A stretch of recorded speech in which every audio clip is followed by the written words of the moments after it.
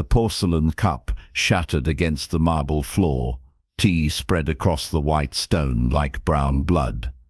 Eleanor Hartley dropped to her knees.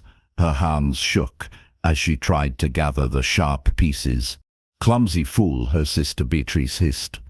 "You cannot do anything right." Eleanor's cheeks burned. The other ladies in the drawing room whispered behind their fans.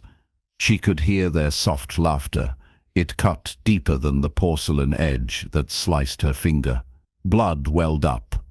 She pressed her thumb against the cut. "I am sorry," Eleanor whispered. Her voice barely made a sound. "Sorry does not fix the cup," her stepmother said from her chair. Lady Hartley's voice was cold as winter frost. "That was from the Duke's own collection. Your father would be ashamed." Eleanor felt tears sting her eyes. She blinked them back. She would not cry. Not here. Not in front of them. Her father had been dead for 3 years. In those 3 years, Eleanor had become a servant in her own home. "Get up," Beatrice snapped. "You are making a scene." Eleanor stood slowly. Her knees ached from kneeling on the hard floor. A maid rushed forward to clean the mess. The girl would not meet Eleanor's eyes. No one did anymore. They all knew what she had become. The forgotten daughter, the burden, the one nobody wanted. Eleanor was 23 years old. She had once been pretty. Her father had told her so. He had promised she would marry well. He had loved her. But then he died, and his second wife showed her true nature. Beatrice, her stepsister, was only 19, but she was beautiful, golden hair and blue eyes. She had suitors lining up at their door. Eleanor had been told to stay upstairs during calling hours. Her plain brown hair and thin frame would not help attract suitable husbands for Beatrice. "Go to your room," Lady Hartley said. She waved her hand like Eleanor was a troublesome fly. "I cannot bear to look at you right now." Eleanor curtsied. Her legs felt weak. She walked from the drawing room with her head down. Behind her, she heard Beatrice laugh. The sound followed Eleanor up the stairs. It echoed in the empty hallway. Her room was small. It had once been a servant's room. After her father died, Lady Hartley moved her from the grand bedchamber she had known all her life. Eleanor closed the door. Only then did she let the tears fall. They came hot and fast. She pressed her hand to her mouth to hold back the sobs. The house was quiet around her. Outside her tiny window, she could see the gardens. Spring flowers bloomed in bright colors. The world was beautiful, but Eleanor felt like she was dying inside. She had no money of her own. Her father's estate had gone to his widow. English law gave Eleanor nothing. She could not work. Ladies did not work, but she was not treated like a lady. She existed in a strange place between servant and family, unwanted, unloved, invisible. At night, Eleanor dreamed of escape. But where could she go? She had no relatives who would take her in. Her mother's family had all passed away. She was trapped in this house, trapped with people who hated her. She pulled out the one treasure she had left. A small painting of her mother. The woman in the picture had kind eyes. Eleanor touched the frame gently. "What should I do, Mama?" she whispered. The painting had no answers. Eleanor put it back in its hiding place under her mattress. She wiped her eyes. She washed the blood from her finger. The cut was small, but it stung. Like everything else in her life, it was a small pain that added to a mountain of hurts. That evening, Lady Hartley called Eleanor to her study. The room smelled of old books and pipe tobacco. Eleanor stood before the desk. Her stepmother sat like a queen on a throne. Beatrice stood beside her mother.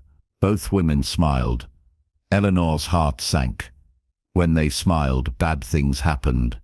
"We have news," Lady Hartley said. Her smile did not reach her eyes. "You are getting married." Eleanor's breath caught. "Married? To whom?" "The Earl of Ashworth," Beatrice said. She giggled behind her hand. "Poor Eleanor, you should see your face." Eleanor knew that name. Everyone did. The Earl of Ashworth was the coldest man in England. His wife had died 5 years ago. Some said she threw herself from a window. Others said she died of a broken heart. No one knew for certain, but everyone knew that the Earl never smiled. He lived alone in his great estate. He saw no one. He went nowhere. "He needs a wife," Lady Hartley continued. "Someone to manage his household, someone who will not expect affection or attention.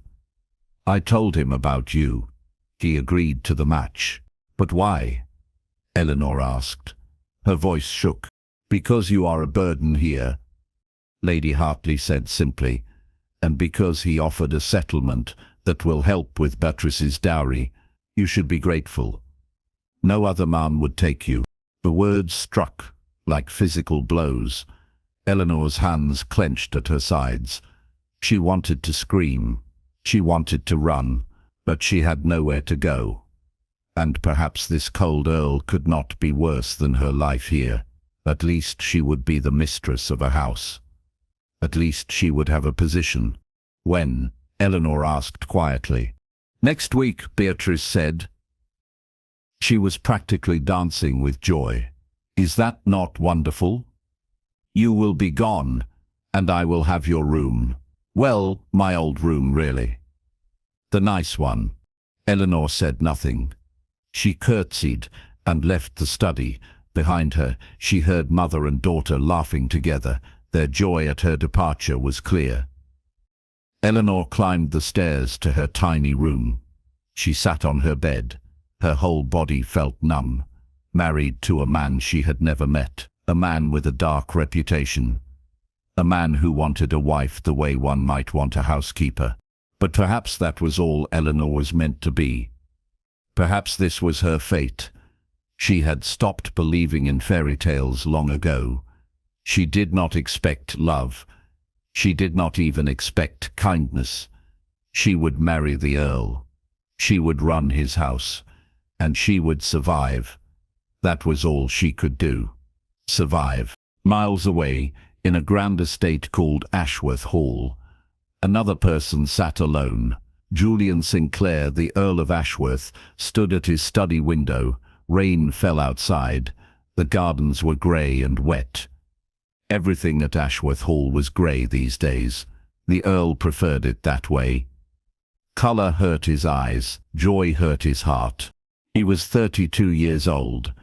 He had been married once. Her name was Catherine. She had been beautiful and delicate, like a butterfly. Julian had loved her desperately, but Catherine had been sad, always sad. He had not known how to help her. The doctors had given her medicine. It made her sleep, but it did not make her happy.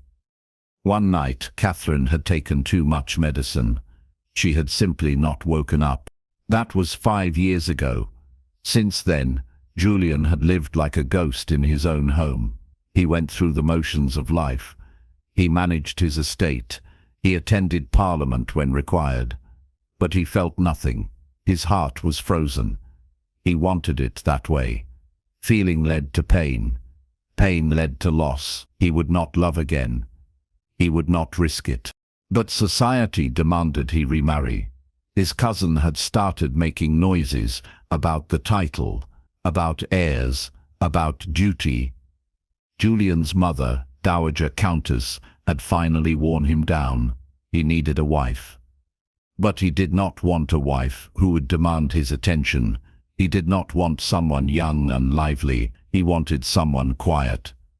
Someone who would not expect him to be anything but what he was. A cold, empty man, going through the motions of living. Lady Hartley had written to him. She had a stepdaughter, plain past the first bloom of youth. No fortune, no prospects. Perfect.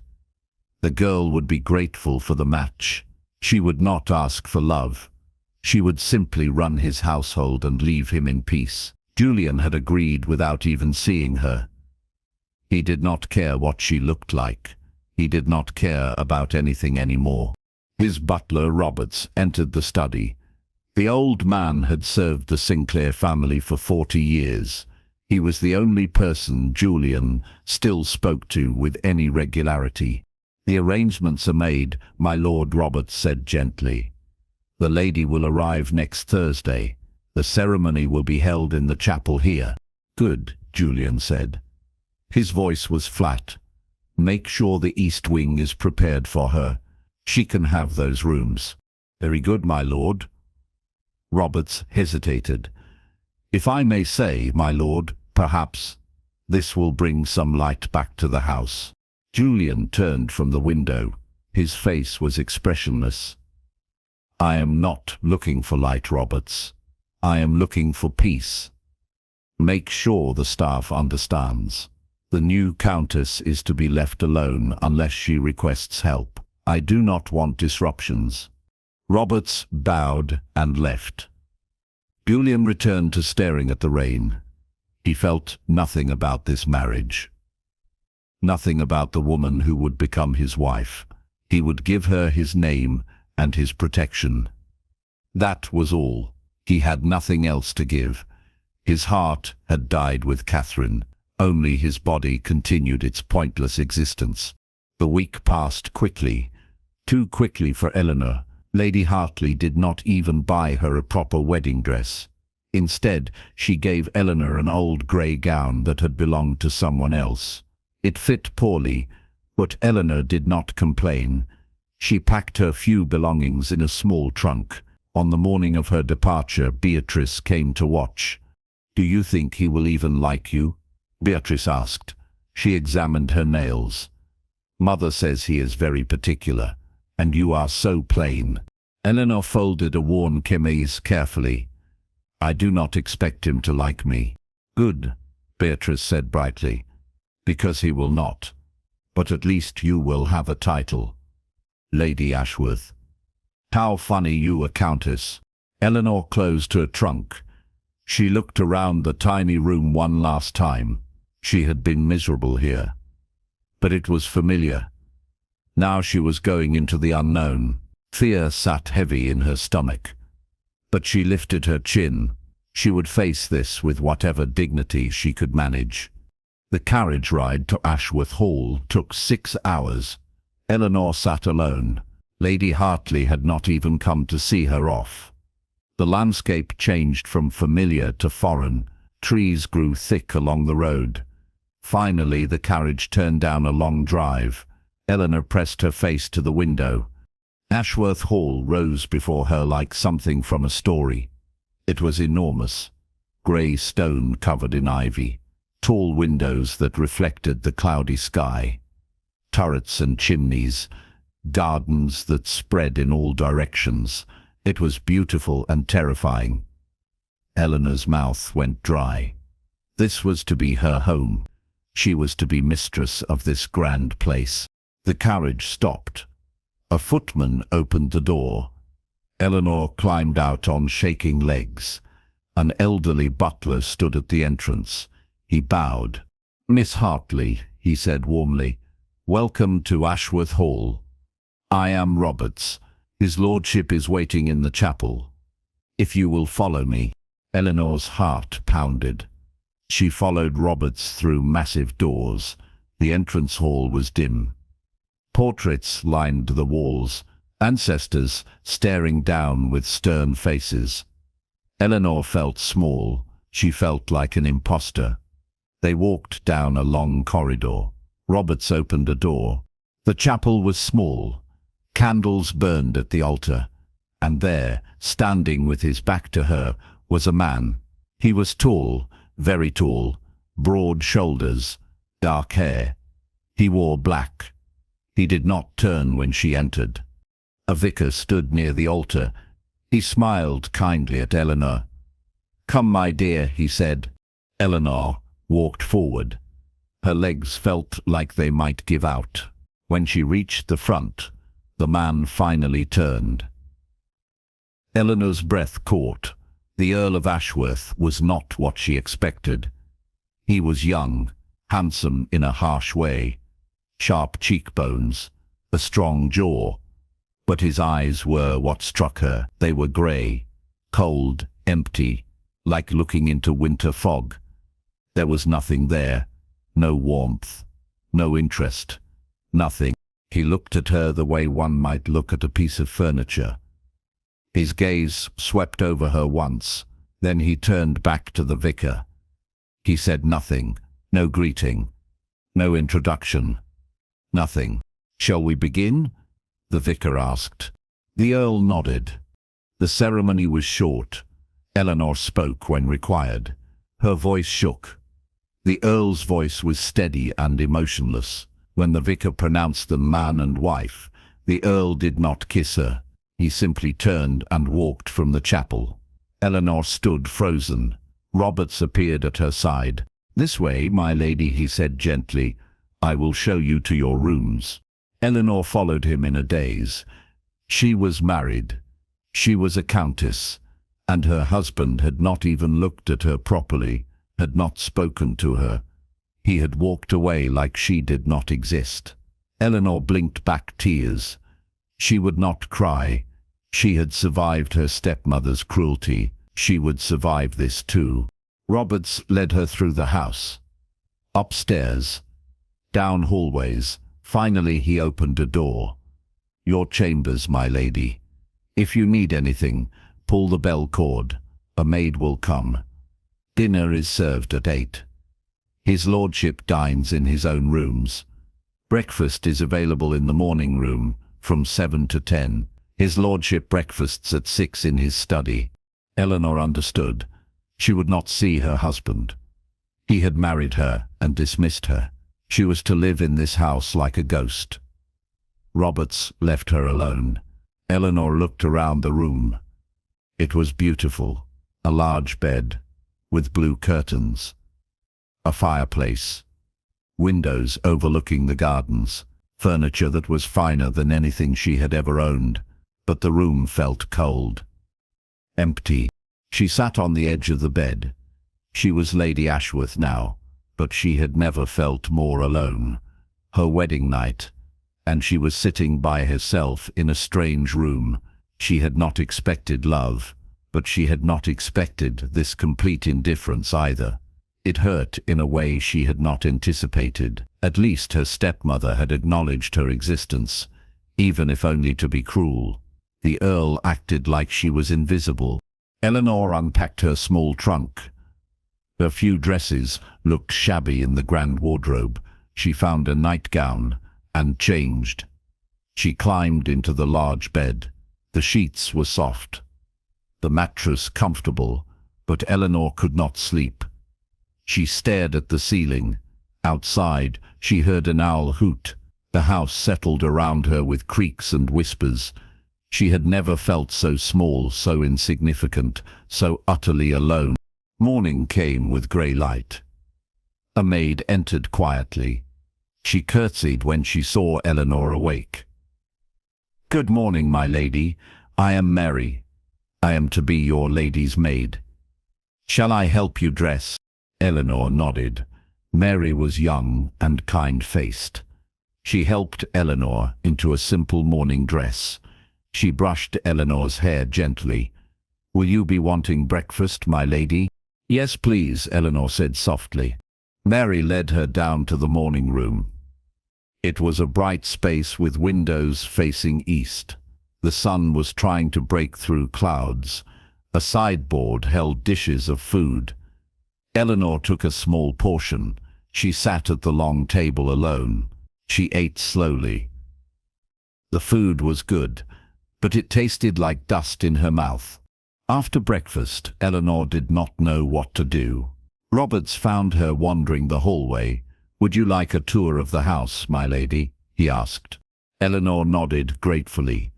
Roberts showed her room after room, the drawing room, the music room, the library, the conservatory.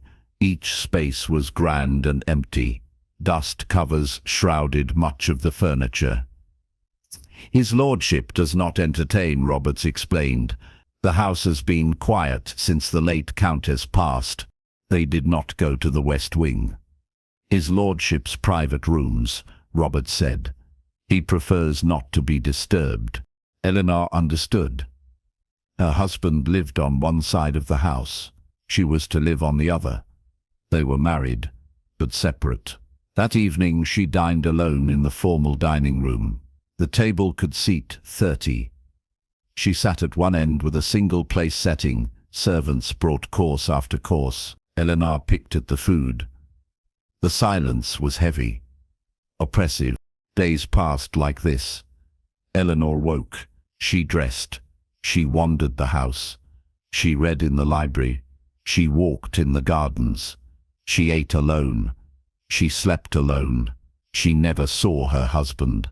Sometimes she heard him. His footsteps in a distant corridor, his voice speaking to Roberts. But he never sought her out. He never sent for her. She was the Countess of Ashworth, but she lived like a prisoner in a beautiful cage. A week passed, then two. Eleanor felt herself fading, becoming more invisible. She spoke only to servants. Mary tried to be cheerful, but even she could see how sad Eleanor was. One morning Eleanor woke to rain. It matched her mood. She dressed in a dark blue gown. She went to breakfast. As she entered the morning room, she froze. The Earl sat at the table. He was reading a newspaper. He did not look up when she entered. Eleanor's heart raced. This was the first time she had seen him since the wedding. She did not know what to do. Should she speak? Should she leave? She stood paralyzed in the doorway. "Sit down," he said. His voice was cold. Still, he did not look up from his paper. Eleanor sat. Her hands shook. She reached for the teapot. It was heavy. Her nervous fingers could not grip it properly. The pot tilted. Hot tea splashed on her hand. She gasped and jerked back. The pot clattered against the table. The Earl looked up. For the first time, their eyes met. His grey gaze held hers. Eleanor's breath caught. She pressed her burned hand against her chest. "I am sorry," she whispered. "I did not mean to." "Are you hurt?" he interrupted. His tone was still flat, but there was something different.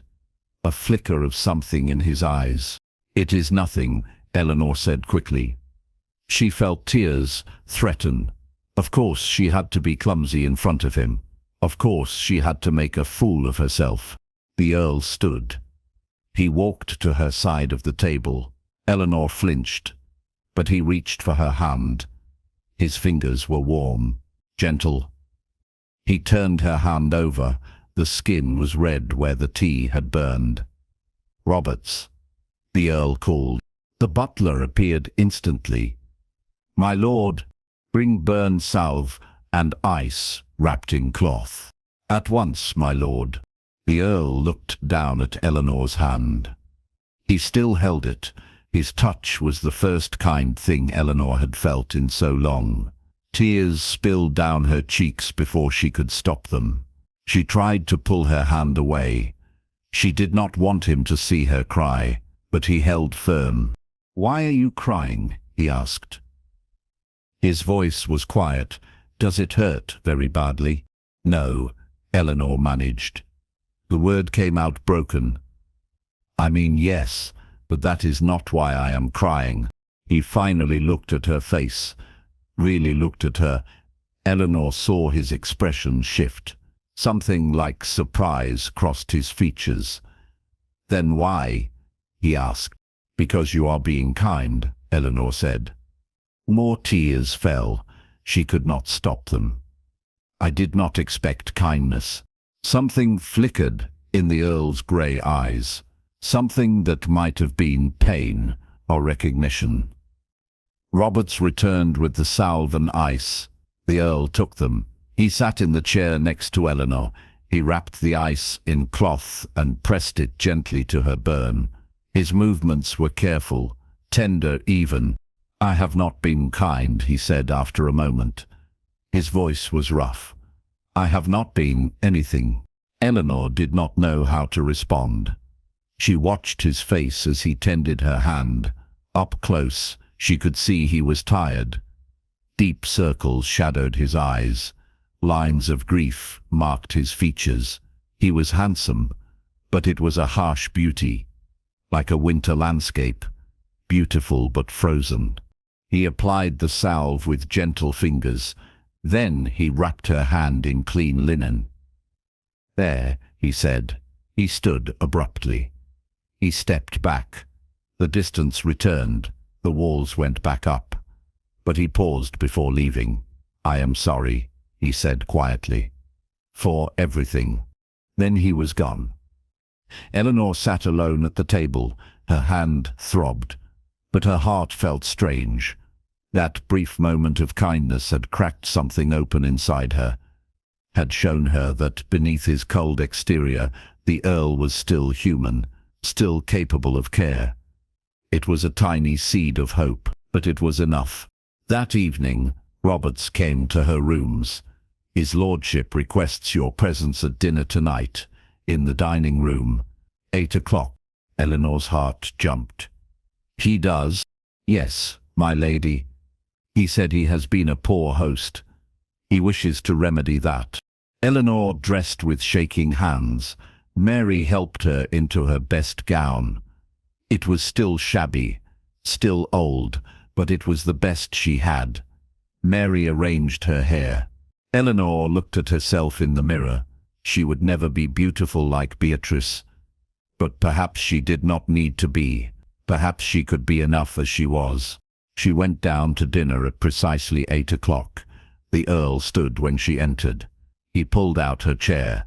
Eleanor sat carefully. He took his seat across from her. The table was not as long tonight. The places had been set closer together. They could see each other's faces clearly. Servants brought the first course. Soup. Eleanor picked up her spoon carefully. Her bandaged hand made it awkward. The Earl watched her struggle.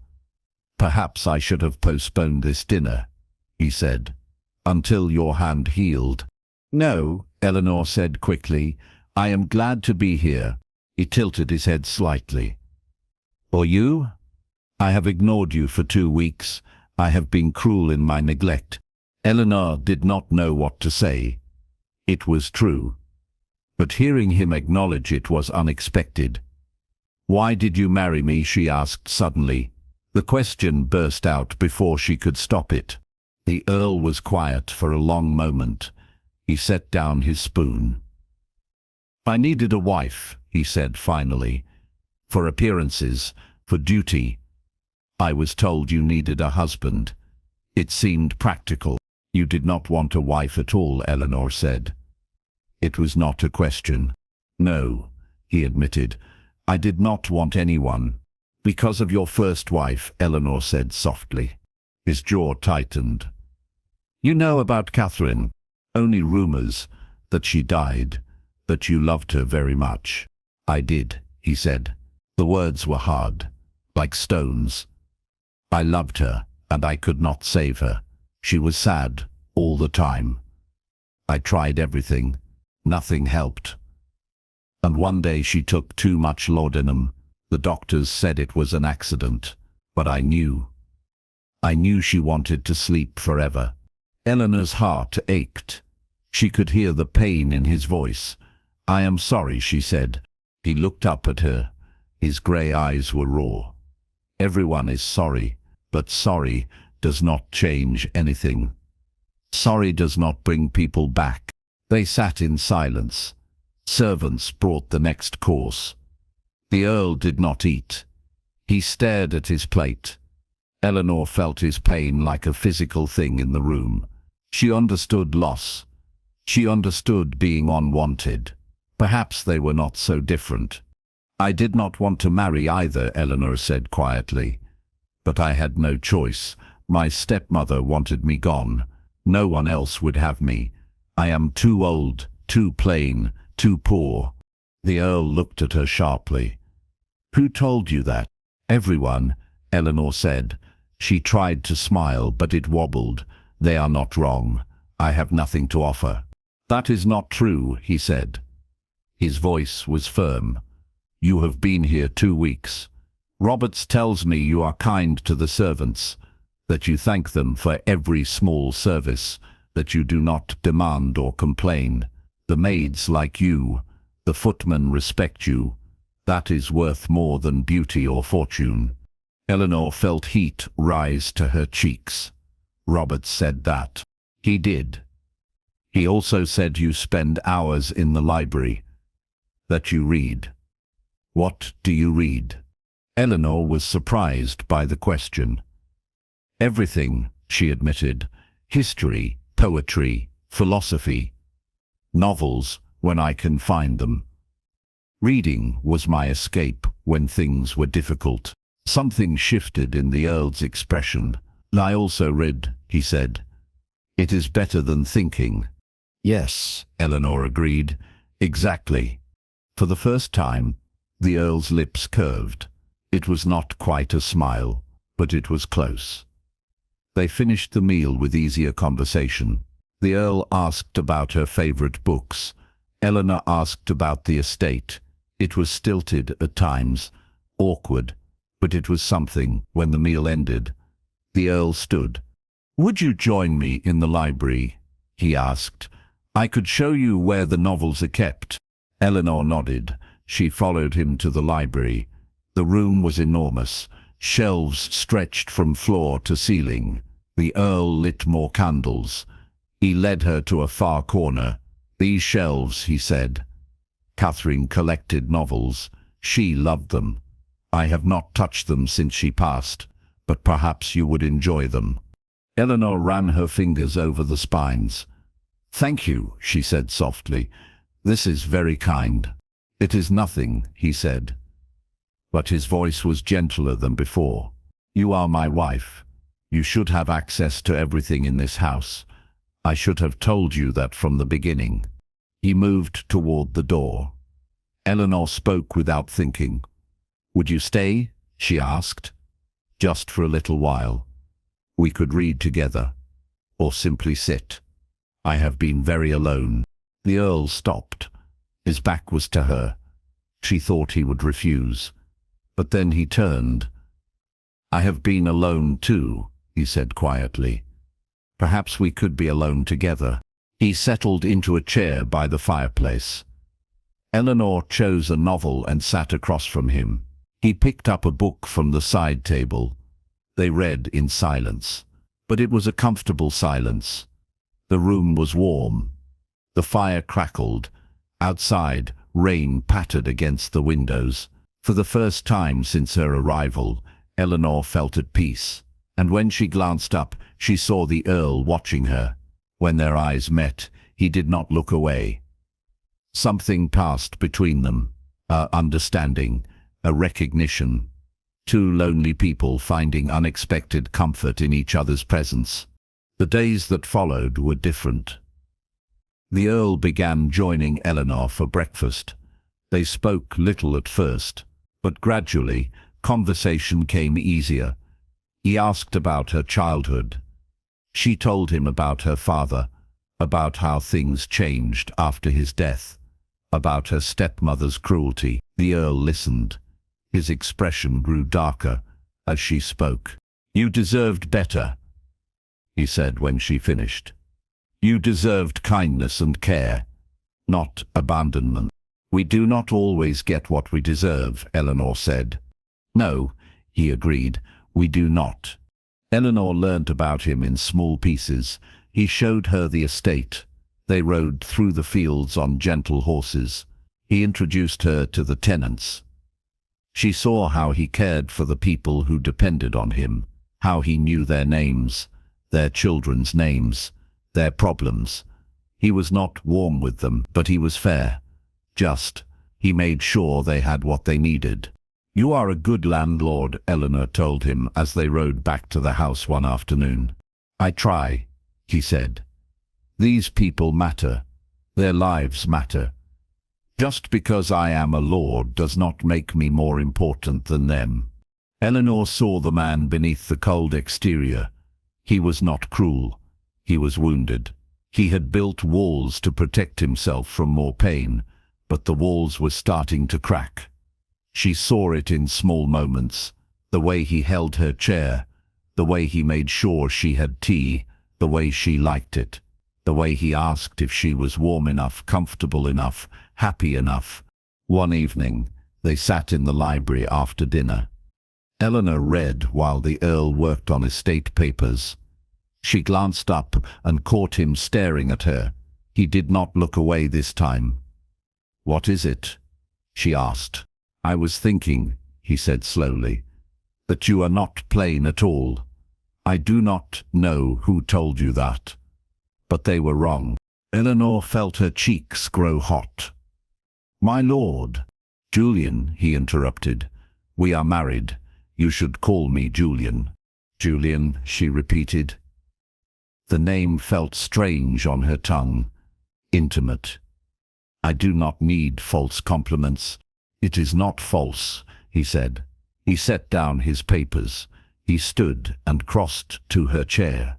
He looked down at her with an intensity that made her breath catch. "When you read, you bite your lower lip when something interests you. When you smile, really smile, your whole face lights up. Your eyes are brown, but they have gold flecks that catch the light. Your hair looks soft. I have wanted to touch it for days."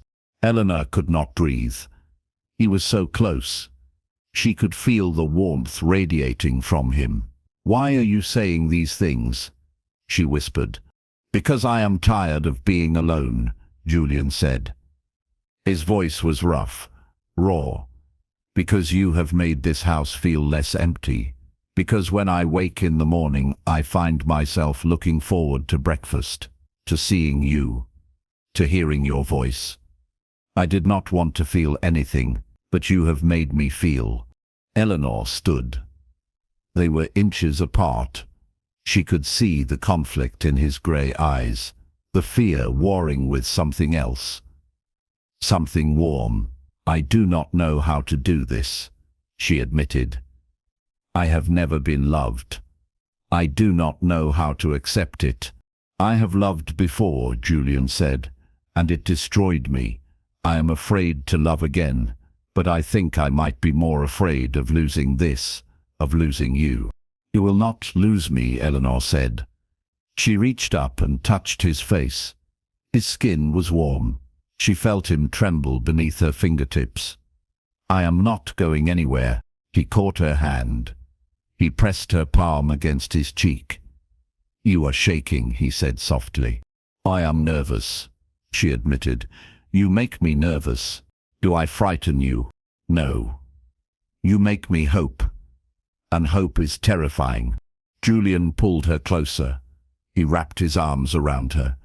Eleanor pressed her face against his chest. She could hear his heart pounding. He held her like she was precious, like she mattered. "I will try," he said into her hair. "I will try to be a good husband. A real husband, not the cold stranger I have been." Eleanor looked up at him.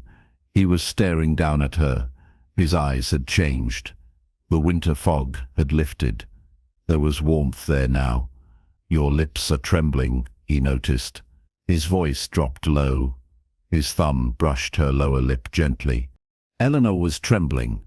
Her whole body shook with emotion, with fear and hope and desperate longing. "I cannot help it," she whispered.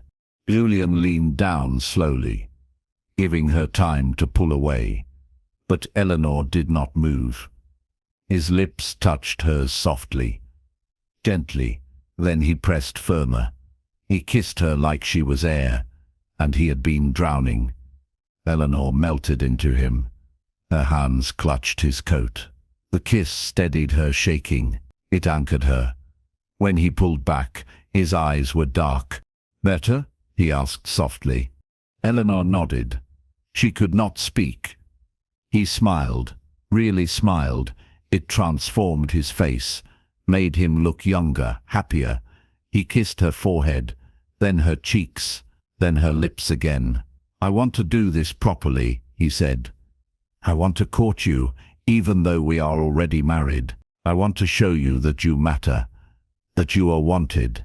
Eleanor felt tears slide down her cheeks, but these were different tears, happy tears. "Yes," she whispered, "I would like that very much." The following weeks were the happiest of Eleanor's life. Julian courted her like a lovesick boy.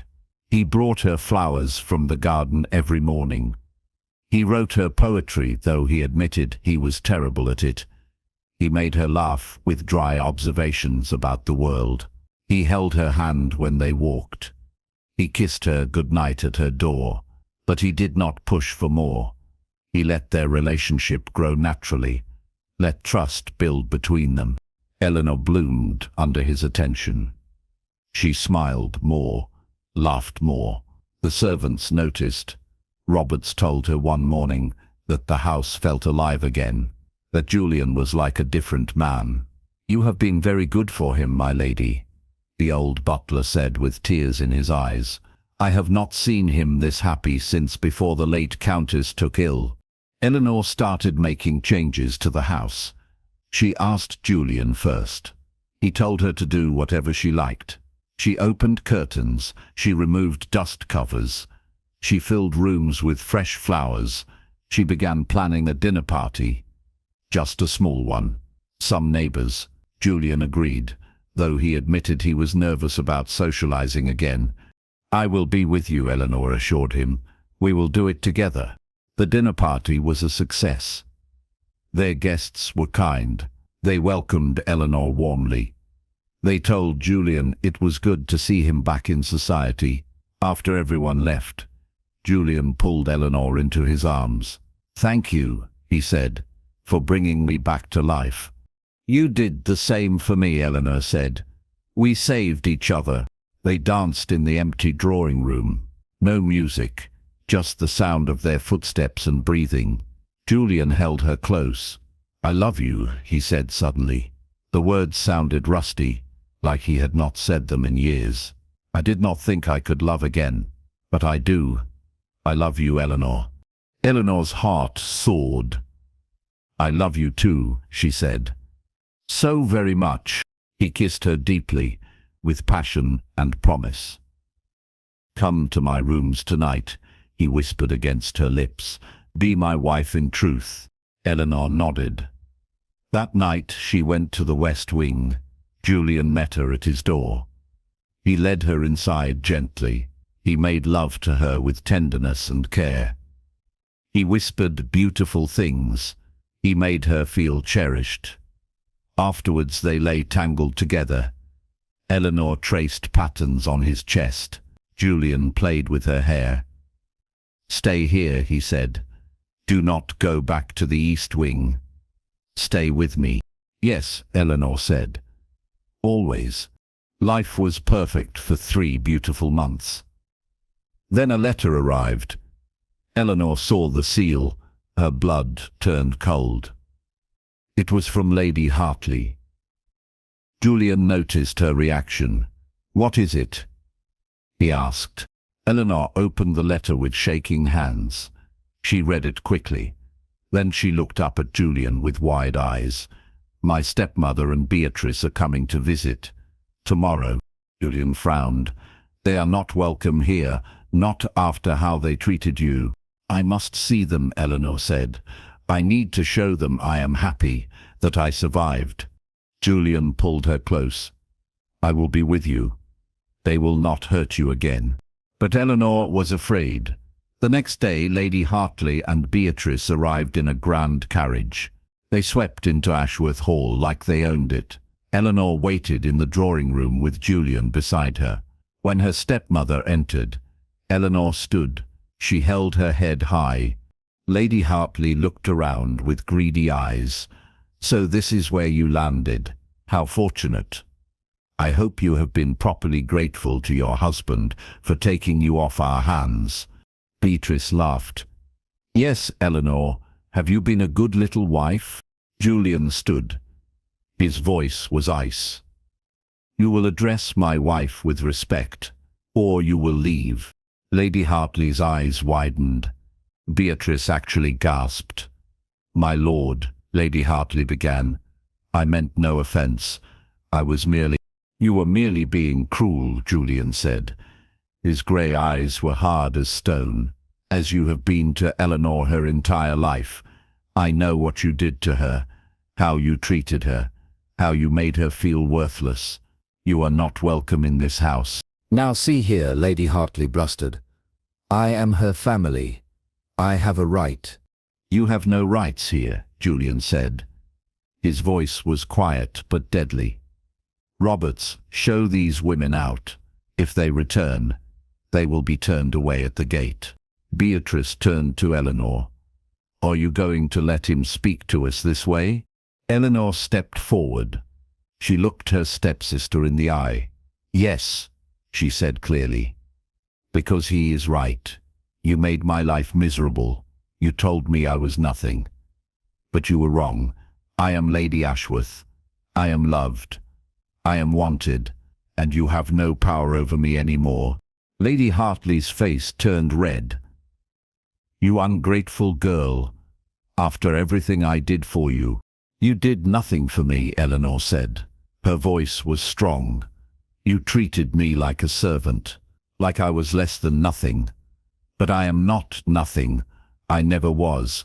I was just surrounded by people who could not see my worth. Julian took Eleanor's hand. We are done here, Roberts. The butler and 2 footmen escorted Lady Hartley and Beatrice out. The women protested loudly, but no one listened. When they were gone, Eleanor turned to Julian. She was shaking, but not with fear, with relief, with triumph.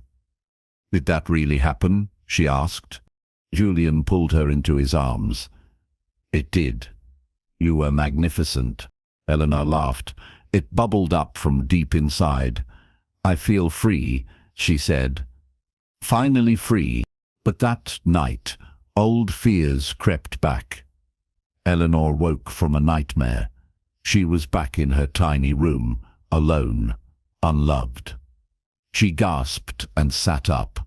Julian woke beside her. Eleanor, what is wrong? Bad dream, she whispered. But tears streamed down her face. What if you change your mind? What if you decide I am not enough? What if you realize they were right about me? Julian sat up. He cupped her face in his hands. Look at me, he commanded gently. Eleanor met his eyes. You are everything, he said fiercely. You are kind and smart and brave. You brought light back into my life. You made me want to live again. I will never tire of you. I will never regret choosing you. You are my wife, my love, my heart. Promise? Eleanor asked. Her voice was small. I promise, Julian said. He kissed her softly. I will spend every day proving it to you. Eleanor believed him, but the next morning, another blow came. A woman arrived at the house. She was beautiful, blonde and elegant. She asked for the Earl. Roberts showed her to the drawing room. Julian went to meet her. Eleanor started to follow, but he stopped her. Wait here, he said. His face had gone pale. Who is she? Eleanor asked. Lady Catherine's sister, Julian said. I have not seen her since the funeral. He went alone. Eleanor paced in the hallway. She could hear voices through the door. She could not make out words, but she heard the woman crying, heard Julian's low responses. An hour passed, then 2. Finally, the drawing room door opened. The woman emerged. Her eyes were red. She looked at Eleanor with something like pity. Then she left. Julian stood in the doorway. He looked shaken. Come in, he said to Eleanor. Eleanor entered the drawing room. Julian poured himself a drink. His hand shook. What did she want? Eleanor asked. To tell me I am betraying Catherine's memory, Julian said bitterly. She said I am replacing her too easily, that I do not truly love Catherine if I could move on so quickly. Eleanor's heart sank. What did you say? I defended you, Julian said. I told her I love you, that Catherine would want me to be happy, but her words, they struck deep. I did love Catherine.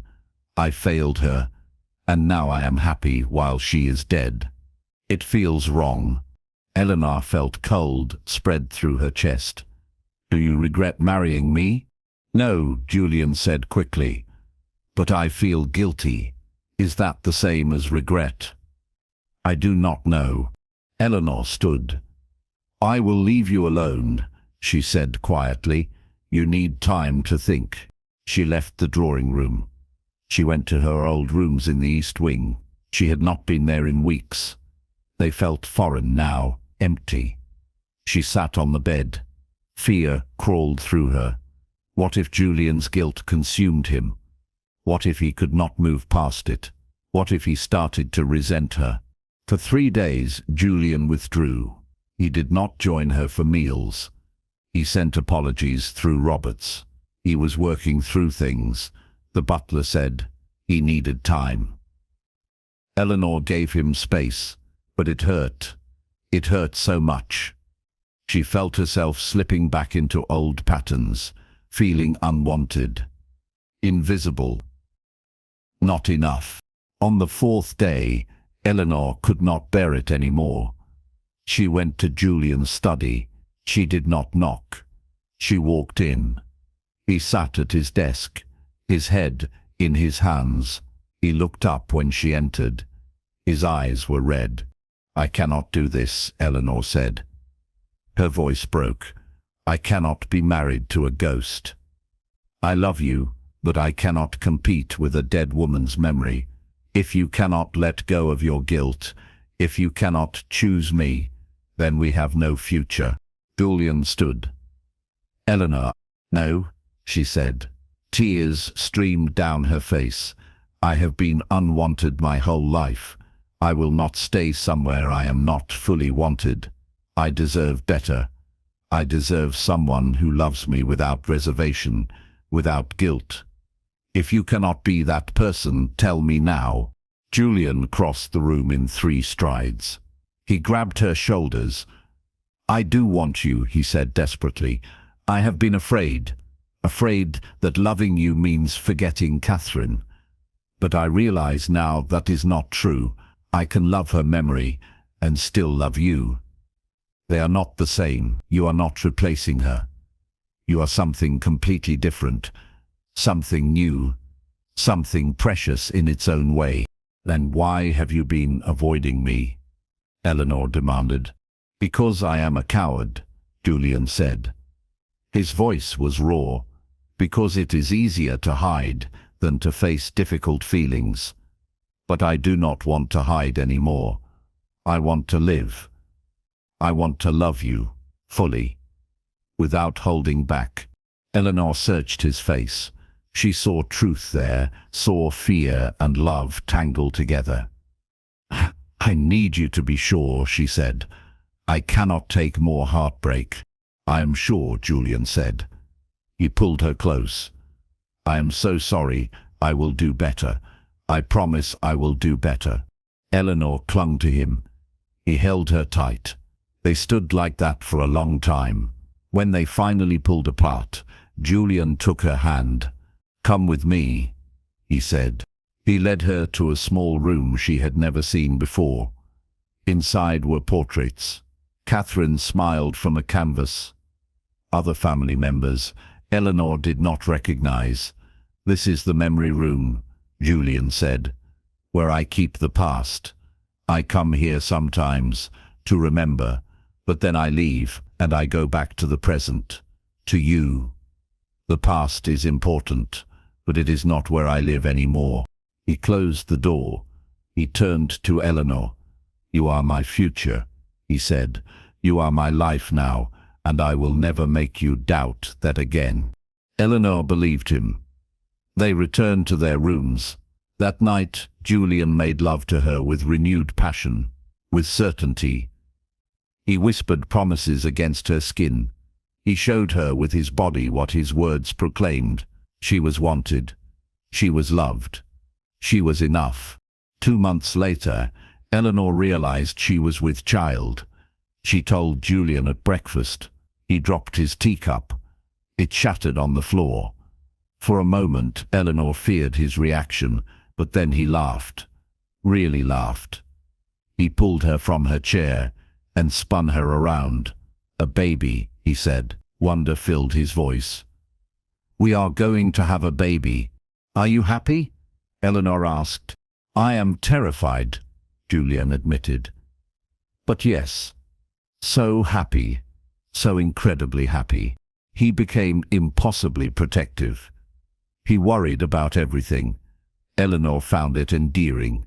The months passed slowly. Her belly grew. Julian talked to the baby every night. He told their child stories. He promised to be a good father. Eleanor had never seen him so excited. When labor came, Julian refused to leave. He held her hand through the pain. He whispered encouragement. When the baby finally arrived, a healthy boy with dark hair and grey eyes, Julian cried. He held his son with shaking hands. "He is perfect," Julian said, "just like his mother." They named him Thomas after Eleanor's father. Lady Hartley sent a cold congratulations. Beatrice sent nothing. Eleanor did not care. She had her own family now. Julian, Thomas, and another baby on the way 2 years later, a daughter they named Catherine, for the wife who came before. Eleanor suggested it. Julian cried when she did. "You are generous," he said, "to honor her memory." "She was part of your life," Eleanor said. "She helped make you who you are. Our daughter can carry her name with pride." Life was not always easy. Julian still had dark days, days when grief touched him. Eleanor had moments of insecurity, days when old fears whispered that she was not enough. But they faced these moments together. They talked. They held each other. They chose each other every day. Years passed. Thomas grew strong and kind. Little Catherine was curious and bright. Julian became less cold, more open. He smiled easily now. He laughed often. The house that had been grey and silent was now full of life, full of love. Neighbors came to visit. Julian and Eleanor hosted dinners and balls. They were known as the happiest couple in the county. One evening, when the children were in bed, Julian and Eleanor sat in their library, the room where so much had begun. Eleanor read while Julian watched her. "What are you thinking?" she asked. "I am thinking about the day I married you," Julian said. "How I felt nothing, how empty I was, how I thought I would never feel again. And now?" Eleanor asked softly. "Now I feel everything," Julian said.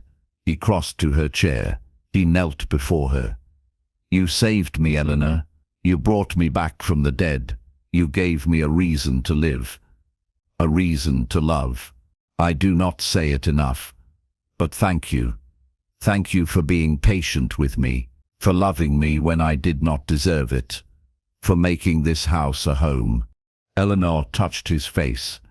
"We saved each other," she said. "I was drowning too. You pulled me up. You made me believe I was worthy of love. You gave me a family, a purpose, a life worth living." Julian kissed her palm. "I love you," he said, "more than words can say." "I love you too," Eleanor said, "always." They sat together in the quiet. Outside, stars filled the sky. Inside, the fire crackled warmly. Two people who had been broken had found each other. Two people who had been alone had built something beautiful together. They had faced their pasts. They had chosen their future, and in doing so, they had found what they both desperately needed. They had found home. They had found healing. They had found love. And in the end, That was everything.